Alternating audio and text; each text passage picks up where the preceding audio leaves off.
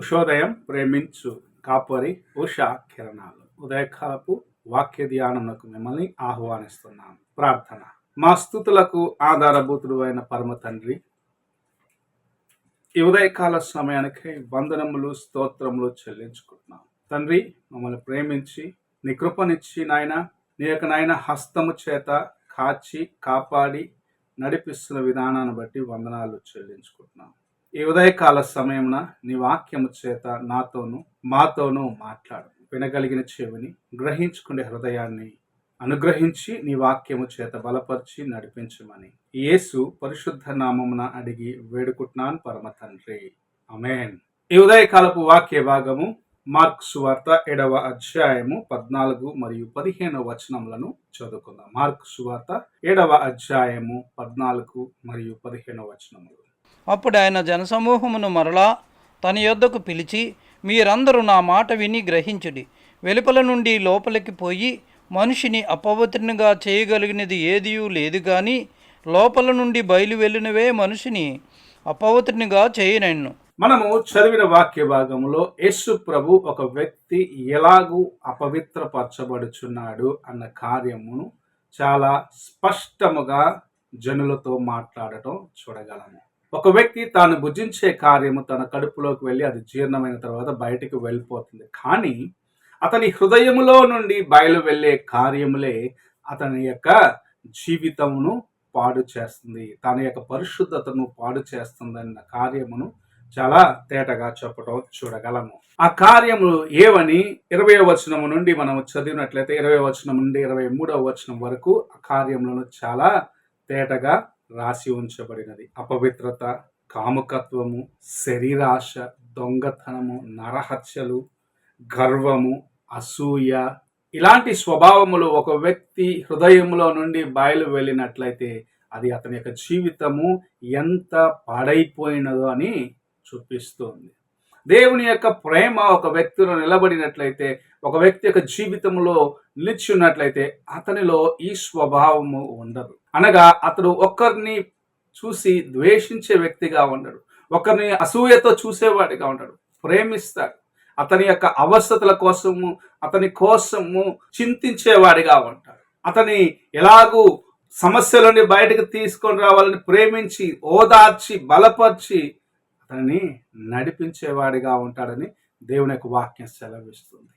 ఈ ఉదయకాల సమయమున ప్రభు మనతో మాట్లాడుచున్న కార్యం, నీవు నీ హృదయమును ఎలాగూ కాపాడుకుంటూ నీవు దేవుని ఎదుట నీ జీవితాన్ని కాపాడుకుంటున్నావు అన్న ప్రశ్నను ప్రభు నీ ముందు ఉంచుతూ ఉన్నాడు. నీవు ఏవి తీసుకుంటున్నావో దాన్ని బట్టి పాడవట్లేదు, నీ జీవితము చెడిపోవట్లేదు, కానీ నీ అంతరంగములో దాగి ఉన్న కార్యములు. అందుకే భక్తుడు చెప్తున్నాడు, హృదయము అన్నిటికంటే మోసకరమైనది, అది ఘోరమైన వ్యాధి గలది, దాన్ని గ్రహించువాడు ఎవడు అని. హృదయమును, నీ హృదయములో నుండి బయటకు వెళ్ళే ఆలోచనలు, నీ తలంపులు పరిశుద్ధముగా లేని ఎడల అవి దేవునికి అయిష్టమైన కార్యములుగా మారిపోతాయి, అవి దేవుని దుఃఖపరిచేవిగా మారిపోతాయి, దేవుని కార్యములకు ఆటంకపరిచేవిగా మారిపోతాయి, నిన్ను దేవుని సన్నిధికి దూరము చేసేవిగా మారిపోతాయి. ఈ ఉదయకాల సమయమున నీ హృదయము ఎలాగున్నది, నీ అంతరంగములో ఏమి దాచిపెట్టుకొని ఉన్నావు? ప్రభు సిలువ మీద కూడా మనకు నేర్పించిన కార్యము ప్రేమ. సిలువలో ఆయన యాగముగా మారిన దానికి కారణము నీపైన నాపైన ఆయన కలిగి ఉన్న ప్రేమ. నిన్ను నన్ను విమోచించేదాని కోసము తన్ను తాను రిక్తునిగా చేసుకొని సిలువలో ఆయన అర్పించుకున్నది నిన్ను ప్రేమించిన దాన్ని బట్టి. నిన్ను ప్రేమించకపోతే, నీ జీవితంను మార్చాలని ప్రభు ఉద్దేశించకపోతే నీవు నాశనమై నరకానికి, అనగా నిత్య నరకానికి త్రోయబడి ఉంది. అయితే ప్రభు నిన్ను విమోచించి తనతో పాటు తన యొక్క రాజ్యములు, అనగా తండ్రి యొక్క రాజ్యములు నీవు కూడా నివసించాలని ఆశిస్తూ నీకోసము సమస్తమును ఆయన సిద్ధపరిచిన వాడిగా, నీకోసము సమస్తమును ఏర్పాటు చేసిన వాడిగా తన్ను తాను బలిగా అర్పించుకున్నాడు. ఆ ప్రేమను నీ హృదయంలో కలిగి ఉండాలని ప్రభు ఆశిస్తున్నాడు. లోకములో ఉన్నవి అసూయ, ద్వేషము, కలహము, శరీర ఆశలు, దొంగతనము, నరహత్య వంటి స్వభావములు, గర్వము వంటి కార్యములు నీ జీవితంలో ఉండరాదు అని ప్రభు తలంచి ఈ ఉదయకాల సమయమున నీతోనూ నాతోనూ మాట్లాడుచు ఉన్నాడు. ప్రియమైన సహోదర సహోదరి, దేవుని యొక్క సన్నిధిలో నీ జీవితమును పరీక్షించుకునే సమయం ఇది. నీ హృదయ అంతరంగంలో ఏమున్నాయో వాటిని పరీక్షించుకొని సరిచేసుకునే సమయం ఇది. నీ హృదయ అంతరంగంలో ఏమున్నదో వాటిని పరీక్షించుకోండి, సరిచేసుకునే సమయం ఇది. దేవుని ప్రేమను కలిగి ఉండాలని ప్రయత్నించు. లోకములో ఉన్నవి నీలో నివసించకుండగా నిన్ను నీవు పరిశుద్ధముగా కాపాడుకో. దేవుని కొరకు నమ్మకముగా జీవించు. ఆయన కృప నీలో నివసిస్తుంది. నీవు ఇతరులకు ఆశీర్వాదకరముగా మార్చబడతావు. ప్రార్థన చేసుకుందాం.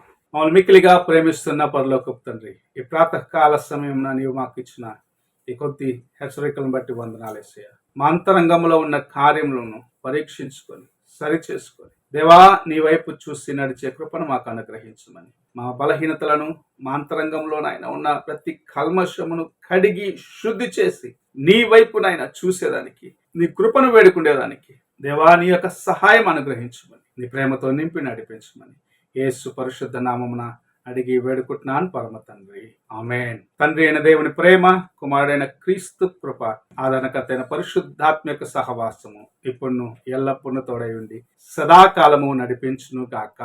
ఆమేన్.